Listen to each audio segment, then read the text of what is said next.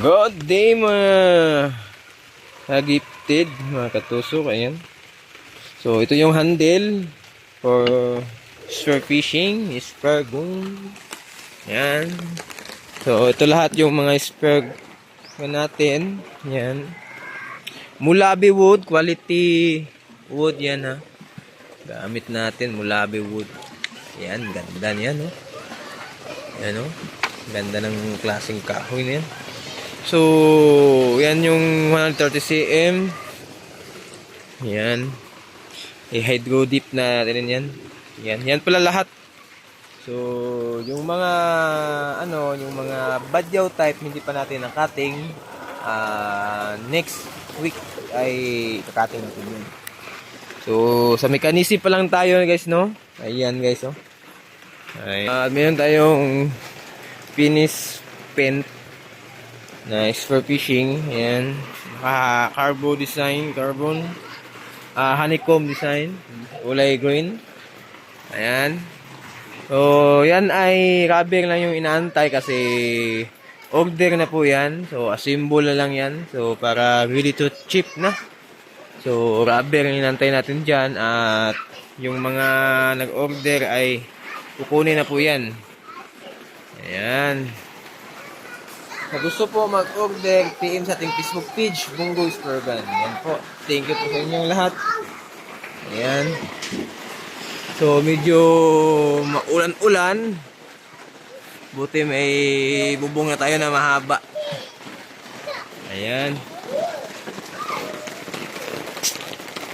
So, tigil muna, pahinga. Kasi yun nga. Medyo umulan pa. So, ito siguro gamitin natin. Ito 100 cm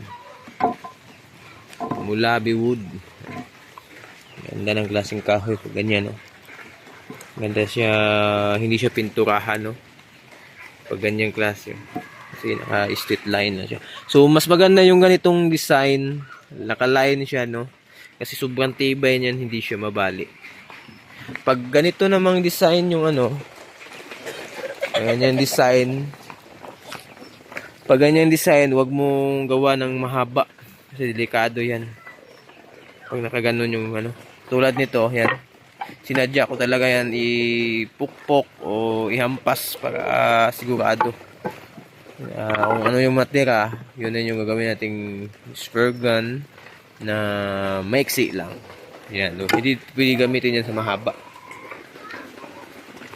Tulad nito. Yan, abot ito ng 30 cm. Yan. Yan guys. Tulad nito, hydro dipping. Yan o. Hydro dipping. Yan. May Facebook page, Bungo Spear Gun.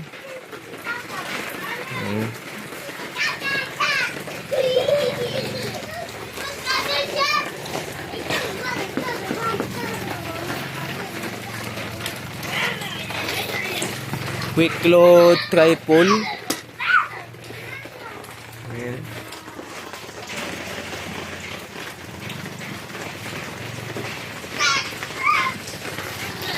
Guys.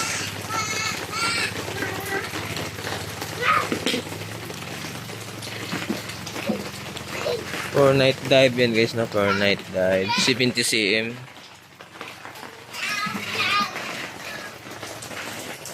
Badyo type, badyo trigger, ordinary trigger. Badyo type design, ordinary trigger. Yan. Ayan. Ayan. Thank you for watching. Please subscribe my YouTube channel. Ayan, no?